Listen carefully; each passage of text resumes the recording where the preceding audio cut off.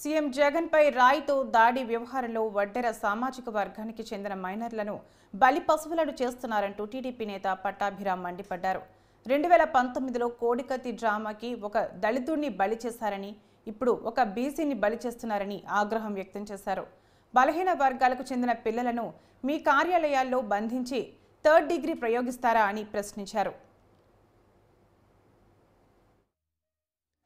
అతని కింద పనిచేసేటటువంటి పిల్ల సైకోలు అందరూ కూడా వైసీపీ బులుగుముఠ అందరూ కూడా ఏదో ఒక రకంగా రేపు తాము ప్రయాణిస్తున్నటువంటి నావ మునిగిపోతున్నటువంటి సందర్భంలో ఎన్నికలలో ఘోరమైనటువంటి ఓటమి తప్పదు అని గ్రహించి ఏదో ఒక విధంగా ప్రజల వద్ద నుంచి సానుభూతి పొందాలన్న ఒక కుట్ర, రెండో పక్కన ఈ కుట్రలో ఏదో ఒక విధంగా ఈరోజు బలమైనటువంటి ప్రతిపక్ష పాత్ర పోషిస్తున్నటువంటి తెలుగుదేశం పార్టీ, ఆ పార్టీకి చెందినటువంటి ముఖ్య నాయకులు ఎవరైతే గత 5 సంవత్సరాల కాలంగా జగన్మోహన్ రెడ్డి ప్రభుత్వంలో జరుగుతున్నటువంటి అవినీతి అక్రమాలను కానివ్వండి, వాళ్ళు చేస్తున్నటువంటి అరాచకాలను కానివ్వండి, బలంగా ఎవరైతే ప్రశ్నిస్తున్నారో అటువంటి వ్యక్తుల్ని ఇరికించేటటువంటి కుట్ర కూడా జరుగుతోంది.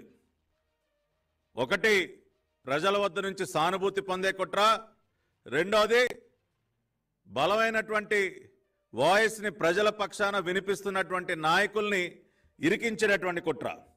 రెండు రకాలుగా కూడా తాడేపల్లి ప్యాలెస్ కేంద్రంగా ఈ కుట్రకి తెరలేపారు జగన్మోహన్ రెడ్డి, అతని దొంగల ముఠ. విజయవాడలో ఆ రోజున ముఖ్యమంత్రి గారి బస్సు యాత్ర సందర్భంగా ఏం జరిగిందో ప్రపంచం మొత్తం చూశారు.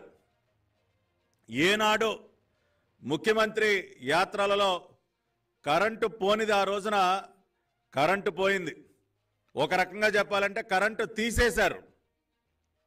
కరెంటు తీసేసి కుట్రపూరితంగా చీకట్లో ముఖ్యమంత్రిని బస్సు పైన నుంచోబెట్టి ఒక గులకరాయి దాడి డ్రామాకి ఏ విధంగా తెరలేపారో ప్రపంచం మొత్తం చూసి ఆశ్చర్యపోవటమే కాకుండా ఒక రకంగా నవ్వుకున్నారు. ఇంకెన్ని రోజులయ్యా ఈ డ్రామాలని చెప్పి.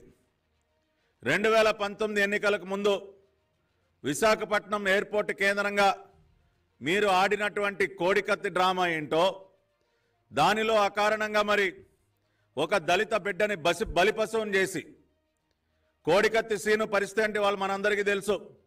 5 సంవత్సరాలు రాజమండ్రి కేంద్ర కారాగారంలో